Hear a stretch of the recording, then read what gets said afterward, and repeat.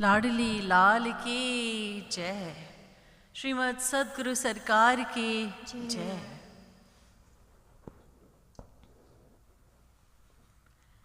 अज्ञान तिमिरान्धस्य ज्ञानाञ्जन शलाकया चक्षुरुन्मीलितं येन कृपालु गुरवे नमः। येषां श्रीमद्यशोदा सुतपदकमले नास्ति भक्तिर्नराणाम्।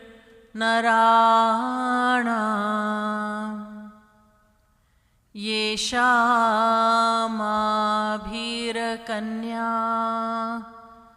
प्रियगुणकथने नानुरक्ता रसज्ञा। येषां श्रीकृष्णलीला ललितरसकथा सादरौ नैव कर्णौ। धिक्तान् धिक्तान् धिगेतान् कथयति नियतम् कीर्तनस्थो मृदङ्गः। नमः कमलना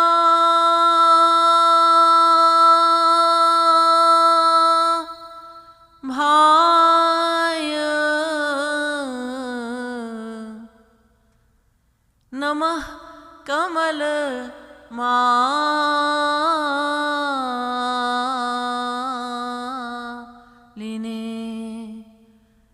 नमः कमल पादाय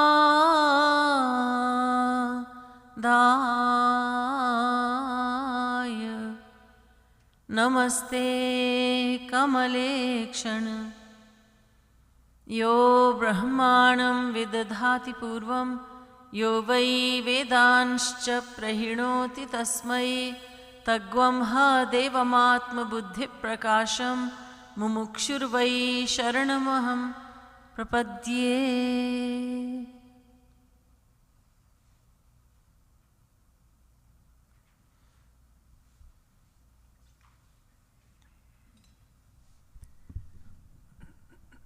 Inquisitive souls, I would like to wish you all a very happy Meri Radhe Divas, which is what we call Merry Christmas. Today being Sunday, we have a Q&A session instead of the lecture that I gave from the rest of the 6 days. Today is a Q&A session, so you have an opportunity to ask questions. So let's start, and who will be the mic runner? Okay, Meera. Right. Voice side Ashirvad and Okay, voice side Meera. great.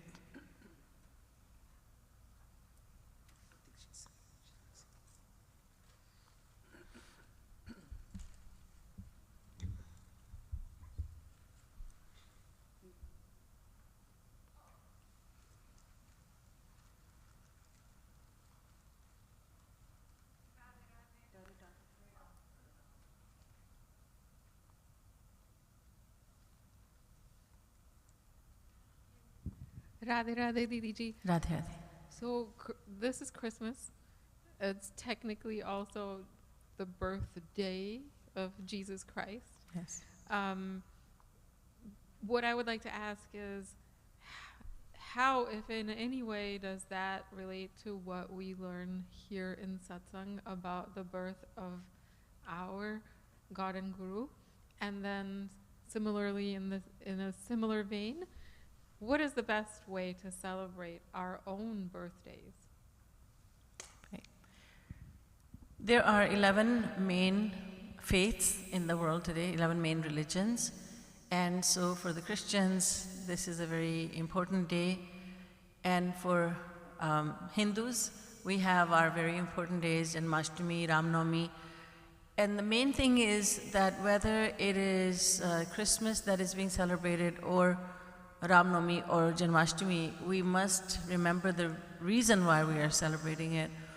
Our celebrations, we tend to ignore, I should say, the spiritual significance of the holy days, and we focus instead on the materialistic side, that I need to buy gifts and need to get my shopping done, I need to give gifts and I will be receiving gifts, and or on Diwali or on Janmashtami, we're going to be making these sweets at home, we're going to be wearing nice clothes, we're going to meet with our friends. These are all social things, but the real significance of celebrating festivals is to think about God, to bring God into that day, because that's why we're celebrating the day. So I've read these signs that say put Christ back into Christmas, and I always think that put Ram back into Ramnavami, put Sri Krishna back into Krishna Janmashtami. So we tend to forget the real reason. Shri Maharaji told us a story of why Bakri Eid is celebrated in the Islamic faith. There was a devotee, and he had a wife and a son. He was very devoted, and God decided to test him. God sent him a dreamlike message, and that was, take your wife and son and leave them in the desert. And he did exactly that. And then after some time, after a few years, again he had this message from God, and that was bring them back. So he brought them back. And then he was given the instruction to behead his son. And he thought, I can't do it with my eyes open, it's so difficult. And so he blindfolded himself and beheaded his son. When he opened his eyes, his son was perfectly fine, but there was a head of a severed head of a goat laying there. And so God was testing his level of surrender. He was fully surrendered. But now, over the passage of time, all that people started doing was they said, okay, it's this day, so let's eat goat. It was supposed to be that God is testing his level of surrender, and it ended up with just eating goat meat. So that's how we mess things up, humans, in all faiths. So the real way that we can celebrate these holy days is to remember God, remember the purpose why we are celebrating them in the first place. And so now you were asking, how do we celebrate our own birthday? Again, for someone who wants to move ahead on the path of devotion, for an aspiring devotee, the best thing to do is, on any day, is to bring God into that. To use any excuse to think of God. And a birthday is a special day in that we should be thankful on that day, especially thankful to God for giving us life. And we must fill that day with sadhana, satsang, and seva. So it would be wonderful to do more devotion on that day, and to do more seva on that day. Pujan of one's guru should be done on that day. Dakshina should be given on that day. God should be remembered, Guru should be remembered. God and Guru should be worshipped. They should be worshipped every day. Seva is to be done every day, but on that day especially. Because we are accustomed, the world is accustomed to celebrating a birthday with a party. But then there was a satsangi who said, satsang is the best party. It is isn't it? It is the best party. So a satsangi, an aspiring devotee, will have satsang on that day, if possible, satsang at home. And just do whatever it takes to think about God and Guru even more on that day, and to give thanks, even special thanks, for giving this life, this human form of life.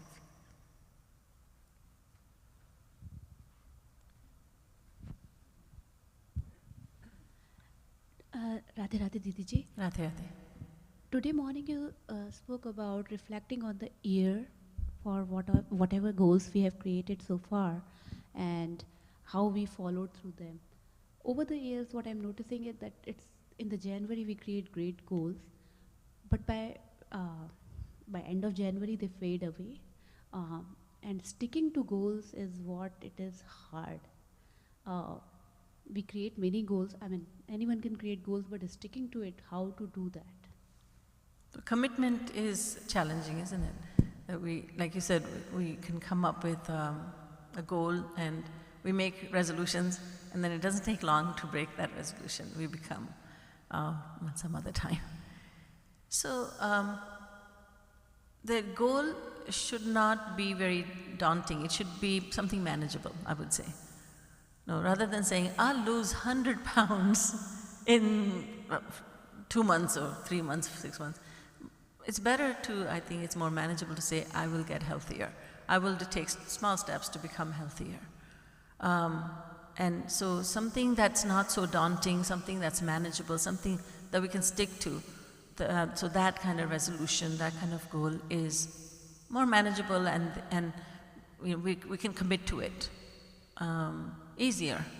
It's easier to commit to a goal like that, rather than something that's completely out of our reach. We know ourselves.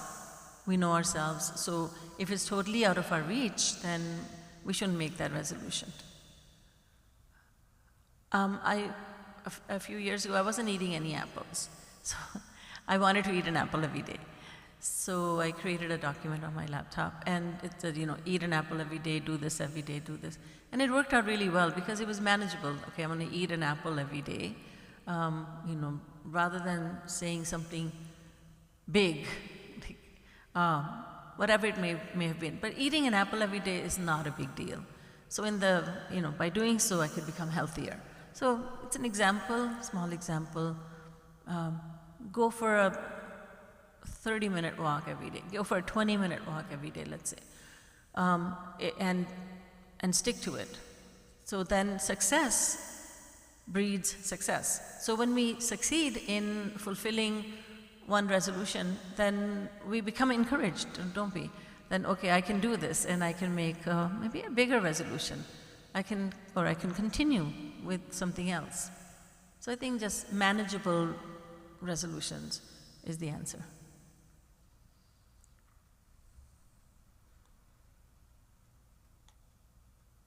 At the back, Meera?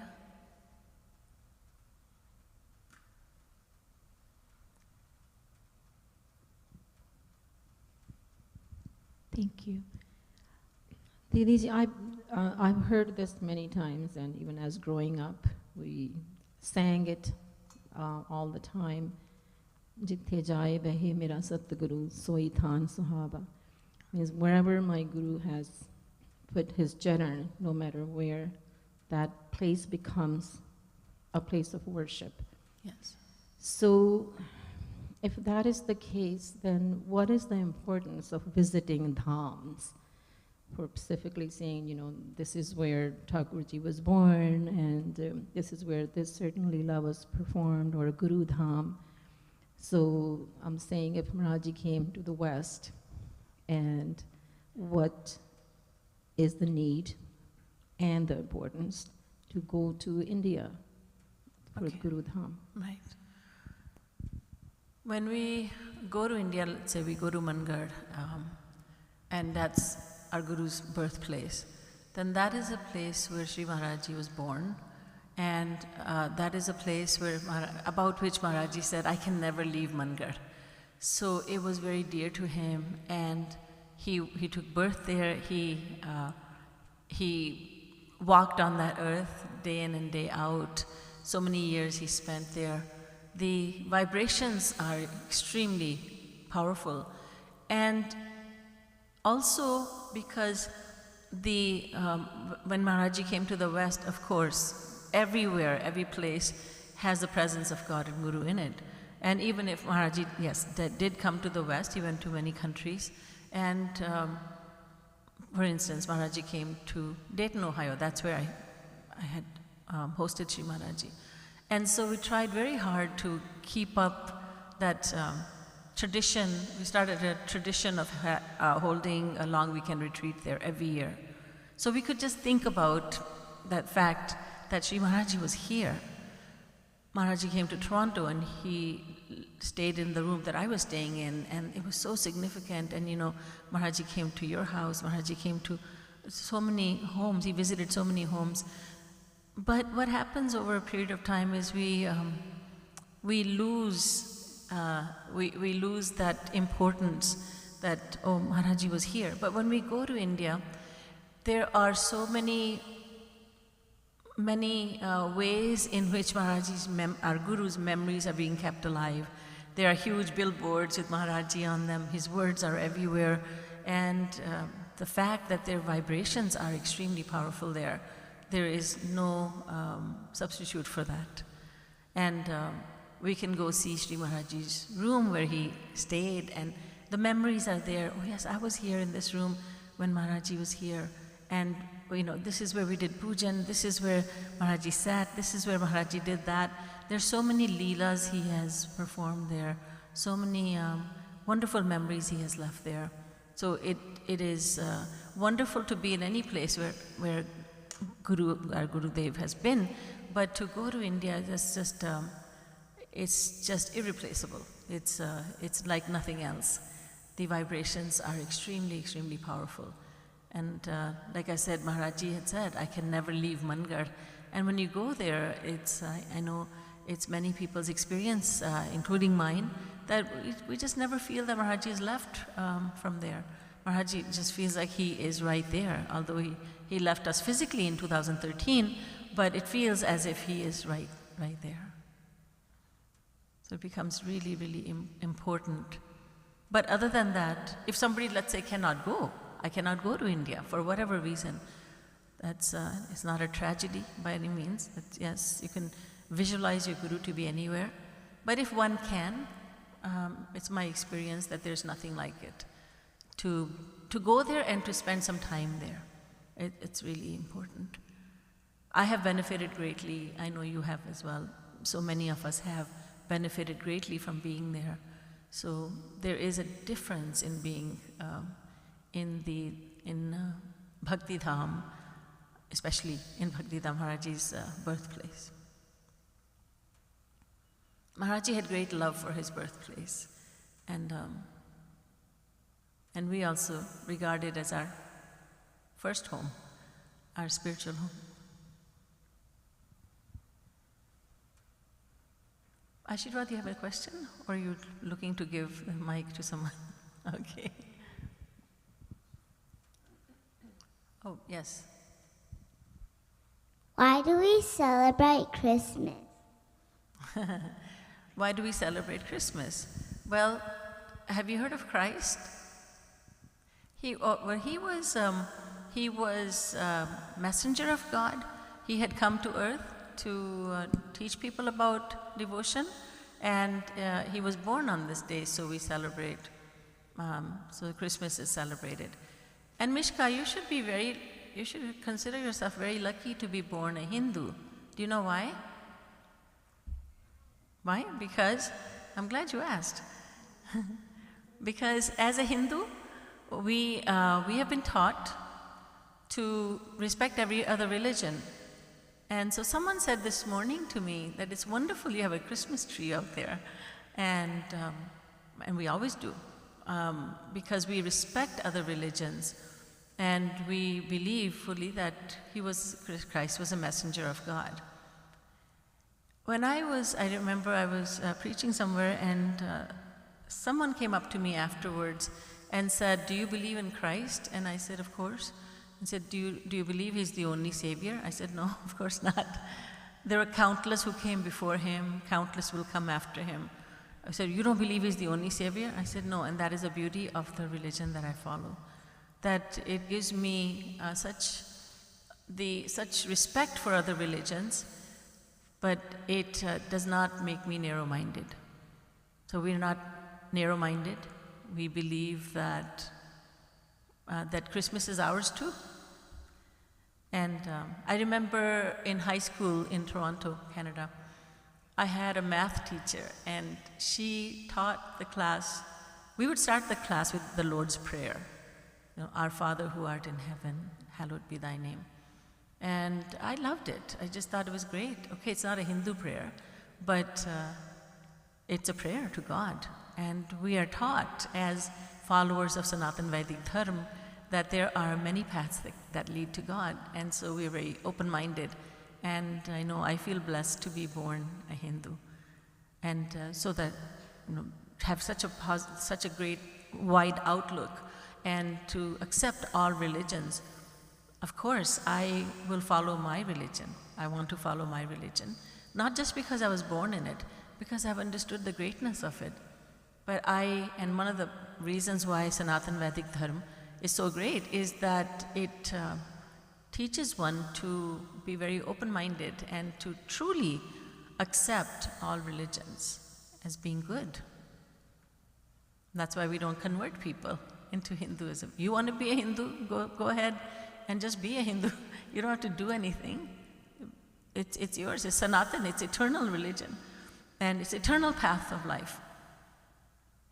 And a lot of people feel very nervous, like, what if Hinduism goes out of style?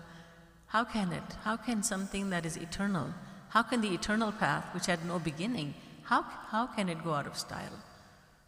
Every other religion had a beginning, but Hinduism does not have a beginning. It is beginningless, therefore it will always be. This is why Hinduism is not afraid, it's not nervous. Like, we've got to add to our membership.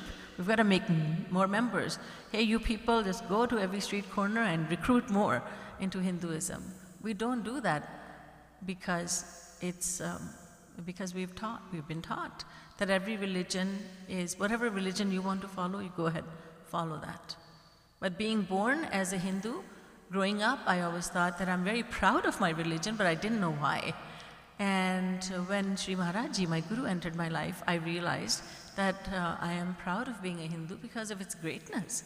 It is so great. And so its greatness made me fall in love with it. Understanding it made me fall in love with it. And so we celebrate Christmas in answer to your question. Did you understand, Mishka? What did you understand? Can you tell me? Why do we celebrate Christmas? It's the birthday of Christ. Right? Jesus Christ, have you heard that name? Yes, that's right, Jesus. It was his birthday.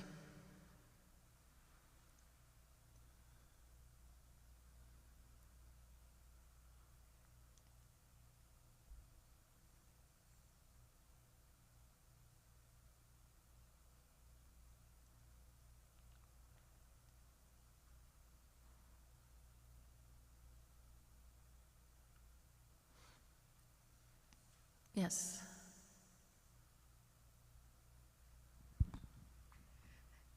Could you speak with us about some of the challenges through the years that our youngsters you've seen that they faced, and what is your advice to our younger ones, no matter what age they are, as they go through their elementary, middle, high school, into the college transitions and so forth? What are the things they need to be watchful for, and how can they overcome some of the challenges? I think that kids these days have more challenges than the previous generations, previous generation, because now there's a lot more technology, there's a lot more innovations, there's a lot more available. There's my favorite topic, social media, and it's really presenting a lot of challenges to our kids. So I would say that, first of all, have a great relationship with God. That really solves a lot of problems. Having a great relationship with God and bringing spirituality into your life. Prayer should be a daily part of life. Whatever else is going on, but we must not ignore that prayer. We should never get too busy to have that one-on-one with God and Guru. That's very, very important. Because after all, there is something inside of us that bothers us, and that's the mind. Our mind gets troubled, and there's so many expectations.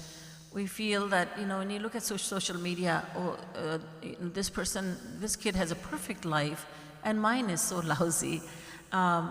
There's so many pressures. I talk often to kids who say that, school is not just, well, in my time, my reality is that school was just about school.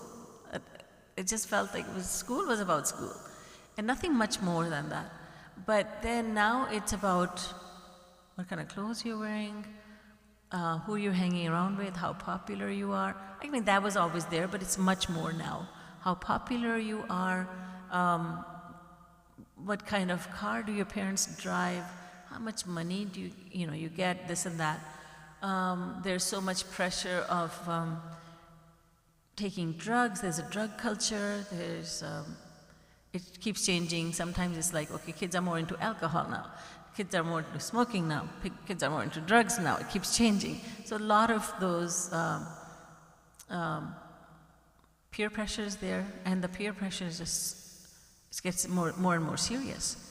So I would say that, again, prayer has to be a big part of daily life to reduce that chatter in the mind that, I need to do this. I'm not good enough. I'm not getting good enough. I'm not good in my studies. I'm not good in this. I'm not good enough. I don't fit in. This and that. And kids should remember that whatever seems really, really important right now, a few years down the line, just a couple of years down the line, it's not going to matter. It's not going to matter. So I would say having a really good communication with parents is really, really important. We tend to think in our childhood and when we're teens, and especially in our teens, that we can't relate to our parents. But as you get older, you realize that your parents were the best resources you had, and you didn't use that resource so well. So having a good relationship, good communication with parents is really important. If they don't understand, then who will? And sometimes we just become quiet and silent, and parents are left wondering, what's really going on in your mind? I wish I could read your mind. I don't know what's going on. And so I would like the kids to know, teens, young adults, that, especially teens, kids and teens, pre-teens, teens, that having a conversation with your parents and just telling them what you're feeling, and very important for parents to ask, how was your day, what went on, and so to avoid the yes or no answers. Just, what did you do today, and how are you feeling, or whatever it is, and for the kids to respond and to communicate, have a great communication with parents is really important. And these are some things that come to my mind right now. But spirituality has to be a big part of our lives, at no matter what age. But how wonderful it is for a child to start off his or her life learning about God. And I often think about this, that the first lesson a child should be taught is that you are the Atma, you're not the body. And that child has such a wonderful head start in life. This is the right start in life, that I'm the Atma, I'm not the body. All this peer pressure and everything would go away. There would be nothing, because I'm the Atma, I'm not the body. Listening to lectures is really important. Listening to the wisdom of the scriptures is really important. All that is. Going away from social media, yes, as hurtful as it may seem in the beginning. Trying to just do nothing for a few minutes every day, to get rid of the fidgetiness, just to do nothing, just to Rup Dhyan is amazing. Just sitting or wherever you are, just visualizing God and Guru to be with you. Powerful, very powerful. And it's easy to do. Wherever we are, we could do Rup Dhyan. We could do it at any age. It's so easy. We all have an imagination. So we can do Roop Dhyan everywhere we go. At home, at school, playground, wherever.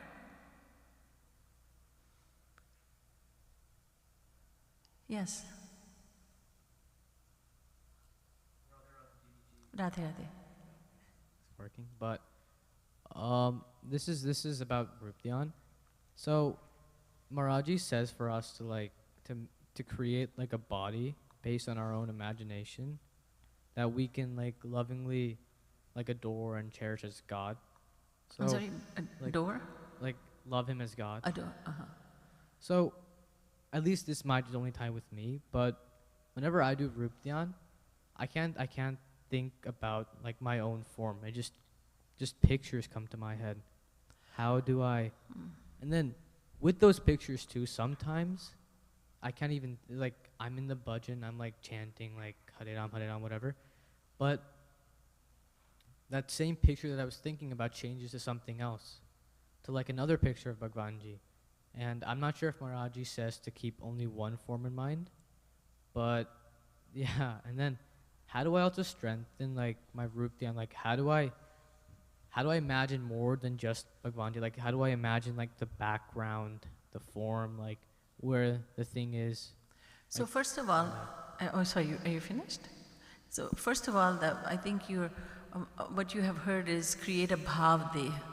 That's a body. That just means in your imagination that you're not with this body, but just imagine that you are somewhere else. So naturally, you're sitting right here, but you're imagining that you are somewhere else, in a garden, in Golok, in Vrindavan. So that's all it means, that you imagine yourself to be somewhere else. And so rather than bringing pictures of God in the mind, just have it like, when you watch a movie, when you imagine something, and it's a scene. Best thing to do is to visualize Radha and Krishna to be somewhere where you have been. Can you name some of the places you've been? On vacation, perhaps? Okay. Spoken like a true satsangi. I went on vacation to Yugal Kunj, yes. Yes, so you can visualize, now you know what Yugal Kunj looks like. You can envision Radha and Krishna to be in the summertime over here, it's prettier, in all around, wherever you like to be. And so that's easy because you've been here. Let's say San Diego Zoo, that's where you live. Not in the zoo, San Diego.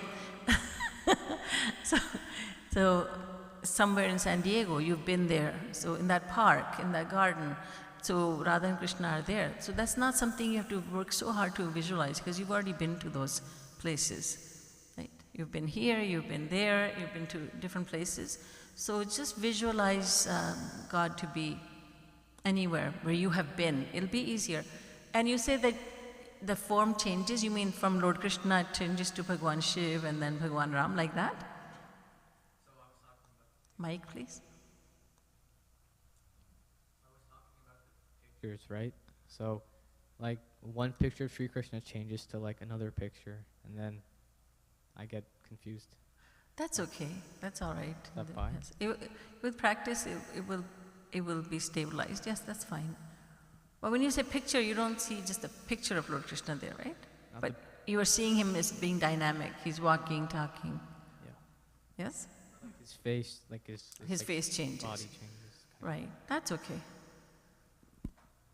And sometimes if you have hard time thinking about the whole body of Lord Krishna, just concentrate on his lotus feet or on his eyes or just face. So his eyes, nose, mouth, or just the mouth or, how beautifully he smiles, if that works better for you. Any which way, just do Roop Dhyan. Try to do Roop Dhyan. You're welcome.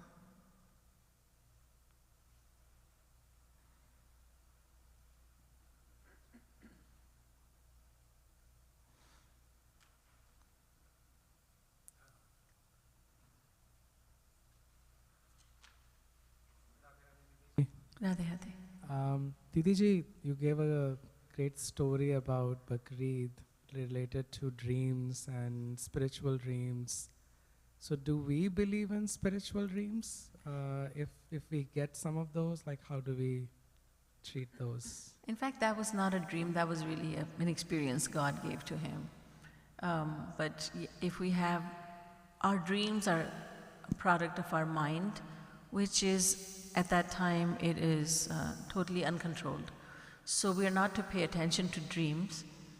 But if it's a dream about God, it's very vivid, it's because of God's grace, Guru's grace, that we have had that dream.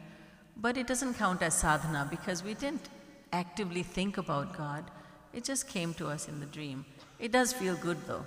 It does feel good when we have that. And then you feel grateful to your Guru. You feel grateful to your Ishtadev for giving you that dream. But dreams are, after all, dreams. And they don't count as practice of devotion. That I saw God.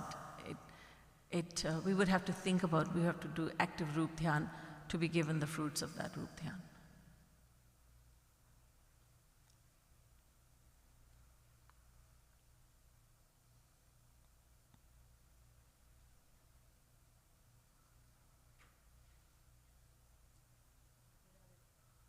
Radhe Radhe Didi ji. Radhe Radhe. On days as such as today, one second, my voice. It's fine, your voice is good. On days as such as today, we receive gifts or have the idea that we're supposed to receive gifts. Yeah. And our birthday too would fall under that category.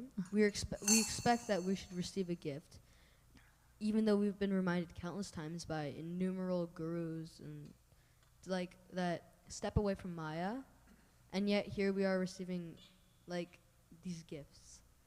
Then why is it like this in the first place? You mean, why do we want gifts? Yeah, no, it's like Why are we given gifts? Why are we given gifts? It's, it's a worldly tradition that you give gifts as a sign of affection, but as long as you don't get, caught up with it, that, let me give the huge gift, and it's fine when you like someone, when you love someone, your family gives you gifts, that's all right. Not receiving gifts or receiving gifts doesn't mean you're getting more into Maya. It doesn't have to mean that. It could mean that, you appreciate this and you're grateful for it, and you don't get attached to it. But, it could be, are you talking about big gifts or small gifts? Doesn't really matter. You can always say, no, thank you, I'm trying to get away from Maya. You can share that gift with somebody else. You feel that it takes you away from God. Like when you're receiving a gift, I feel like it's more like taking you farther and farther away from God, because again it tells us get away from Maya, get off that track, and focus more on God. And we're receiving these gifts in the first place. Oh gosh, like pure these Maya. people who give gifts. So you can say, I thank you, but no thank you, I don't accept gifts. But I mean, I think it's a great question that, if you feel that you're getting more worldly because of these gifts, then you can, but you don't have to go overboard with the Maya thing, It's okay. I'm sure you're not being given like a mansion as a gift or a car that you can drive and a driver. These are smaller gifts. Like I know you've gotten gifts in this retreat, and it was like a lip balm. little Sudoku thing. And so these are not harmful gifts. They're just, we all, like to show our affection. Tonight there'll be some gifts given too. So, but you're free not to take one. But it's not bad. It's not a wrong thing. But if you feel that it takes you away from your ultimate aim in life, then you should say, thank you, I appreciate it very much, but could you please give it to someone who needs it more than I do? So, but you're saying that also at the same time we're allowed to accept it. Of course. It's nice to accept gifts, but also giving gifts is really nice, nicer even. Makes you feel better. So that we don't become greedy, it's best to really give. Always keep giving. Giving should become more dear to us than receiving. The giver is always bigger than the receiver. Just remember that. So it's a good idea at your age, and you're perhaps doing it already, to think about others who may need something more than you, and you give. So you give, share.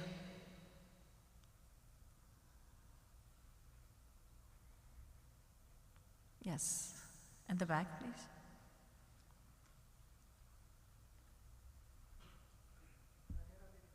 Radhe, Radhe. I think your mic is off.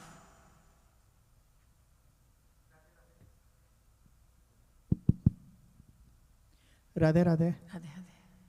Didiji, about 5-10 minutes ago, you told us that for a Rup Dhyan, and the dream doesn't count. What if Maharaji comes in our dream? What it means then? It means he is being very kind to you, he is appearing in your dreams, and you should be grateful. However, it should not be counted as sadhana, कि मैंने इतनी साधना की कि मेरे गुरुदेव मेरे सपने में आए. So don't take it as sadhana, because our mind at that time, as I said, is in an uncontrolled state, and whatever it's thinking has no consequence. But it's just really nice, it's inspiring, हमें प्रेरणा मिलती है ना जब हमें ऐसे सपने आते हैं तो. So we should be grateful.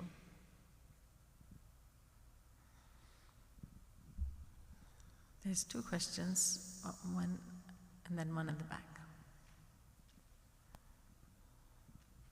Radhe Radhe Didi. Radhe, Radhe. So Maharaji has said that we should try to bring more people into satsang, but I don't do that. Number one, in fact, when I'm with my worldly friends, I try to hide this side of mine because I don't want them. First of all, I feel that I won't be able to explain them about this, and secondly, I don't want to get into any argumentation with them. So sometimes I feel bad about it. What should I do? Should I try to convince them, or should I try to tell them something, or not? I think that it will be best to say something like, it's best not to hide it. It's good to talk about it, but to an extent, rather than trying to explain things to them, you can just, if you don't feel comfortable doing that, just say, I go to a satsang and I've embraced a philosophy that really has brought a lot of peace into my life. It has done a lot for me and my family. And would you like to come to satsang? Just an invitation. And if possible, when you have satsang at home, and I know you do, at that time, it's best to bring them in at that time, and then there could be a satsang, just especially keeping them in mind, that people who don't know, who are just hearing it for the first time, it's a nice introduction to them. Or to invite them just for satsang, and just saying that it has made me happier, so I want to share that with you. Sure, thanks. You're welcome. And when people start to argue, it's not worth it. Just if there's an argument, then you need to stop then. Yes.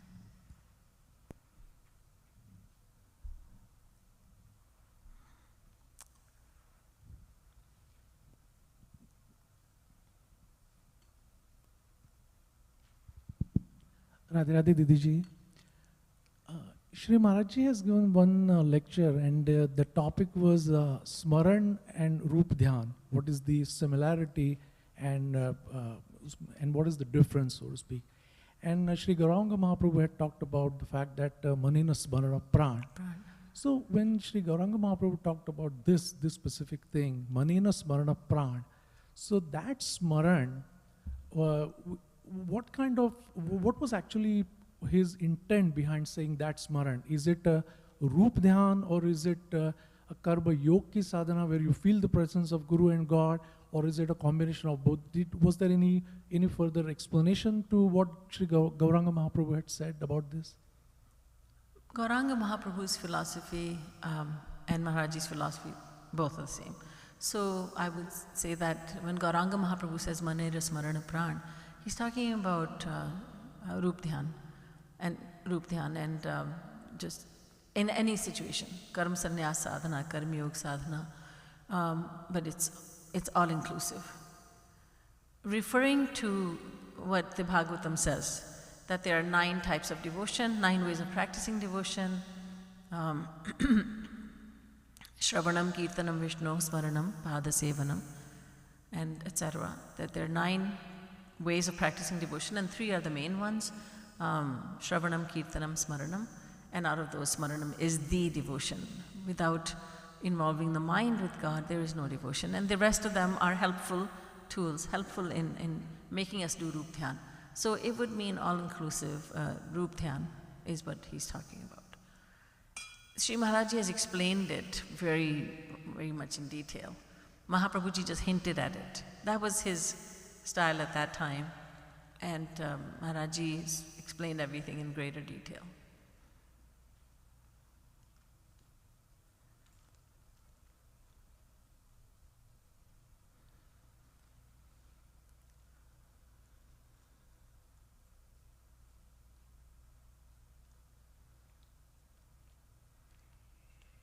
Yes.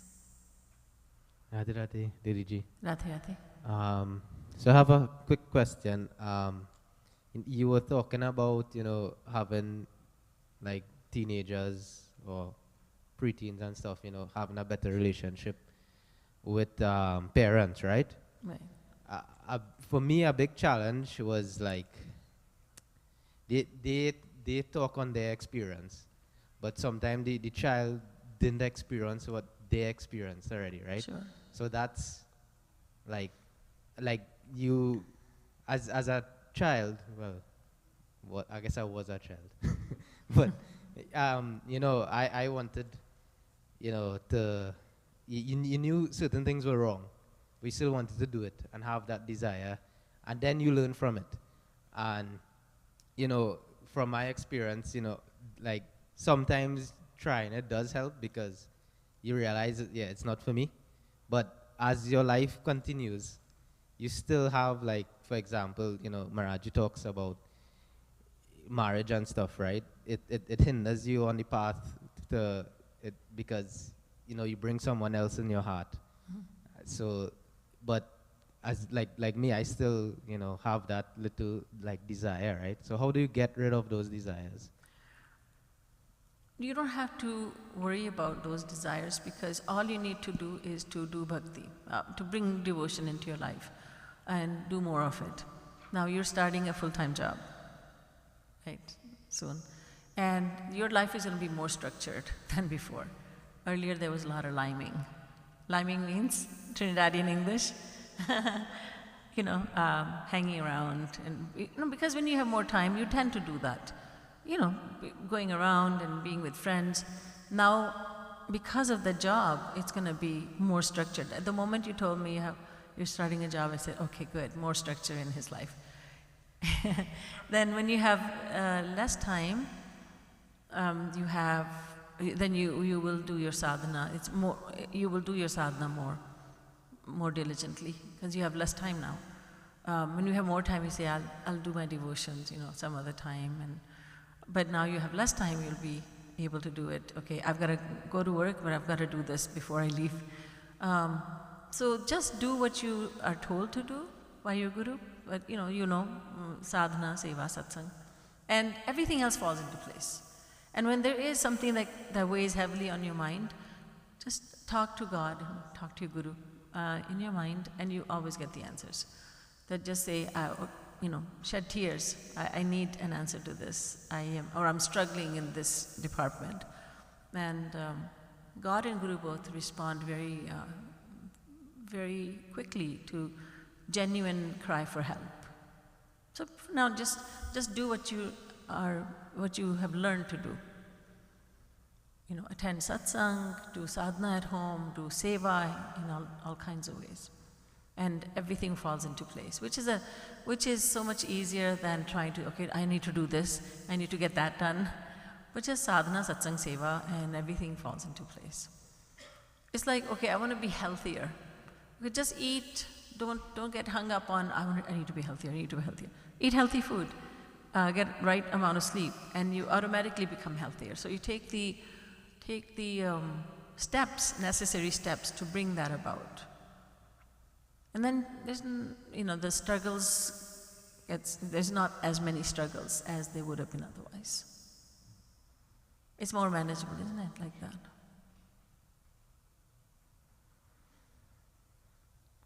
We have 9 more minutes. Over here, please.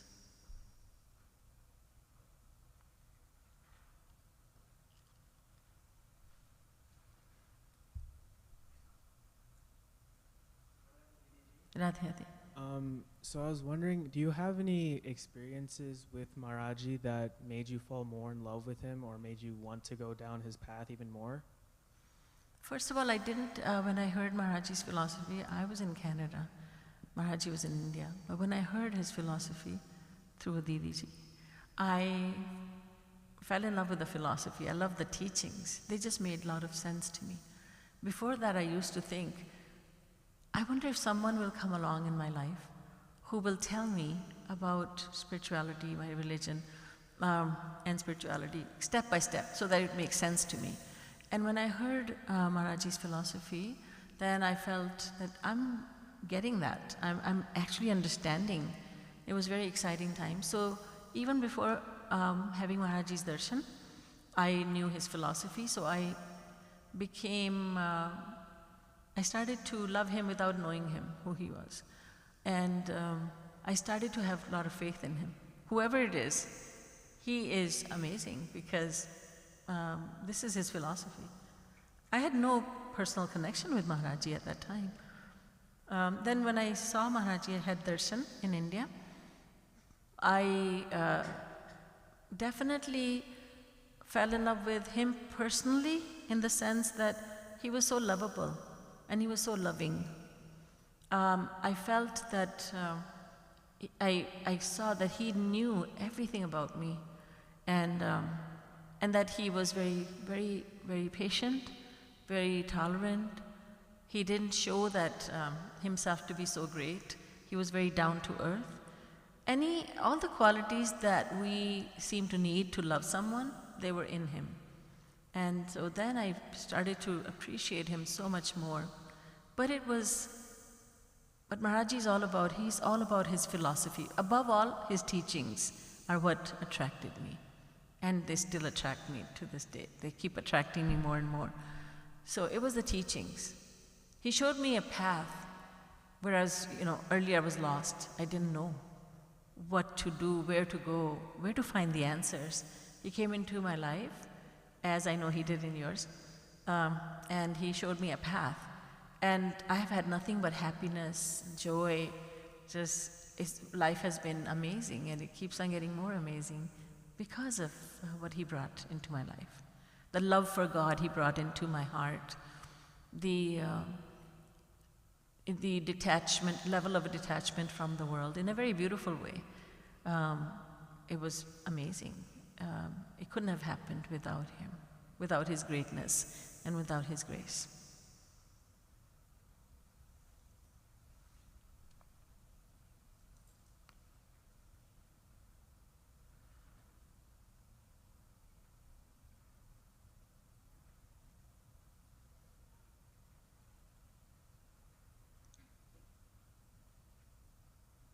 Five more minutes.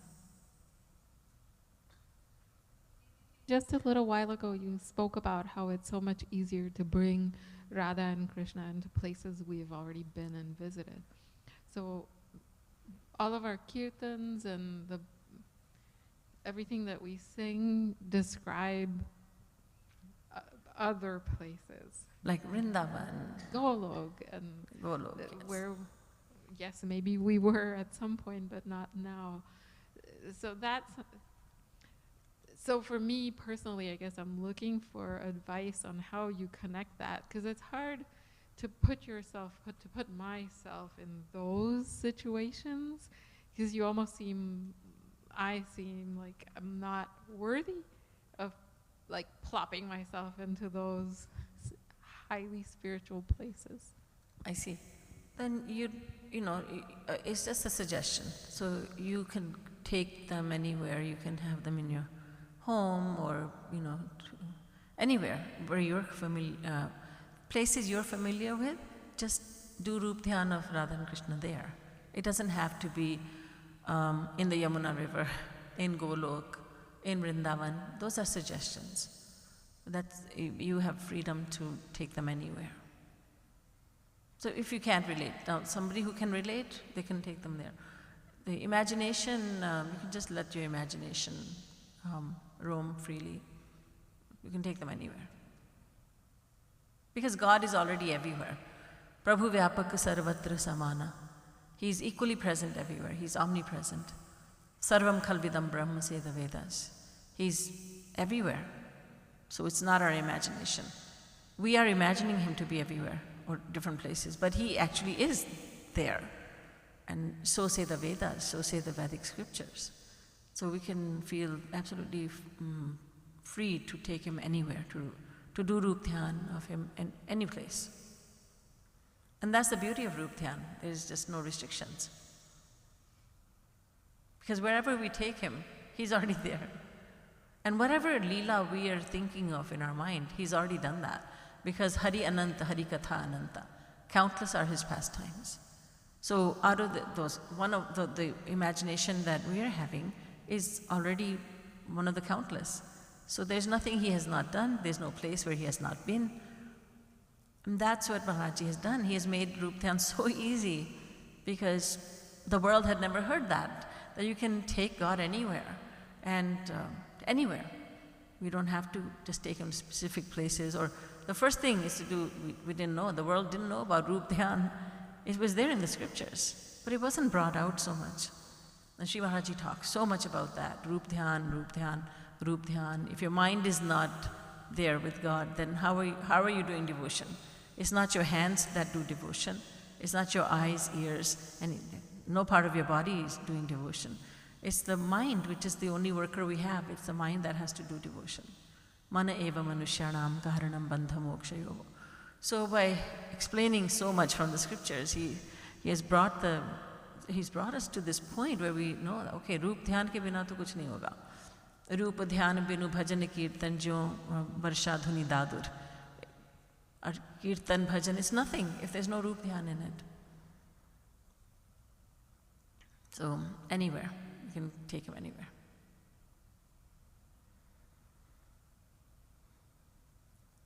And thus ends our Q&A session. Boliye Vrindavan Bihari Lal ki Jai. Srimad Sadguru Sarkar ki Jai. Jai Jai Shri Radhe. Jai Jai Shri Radhe.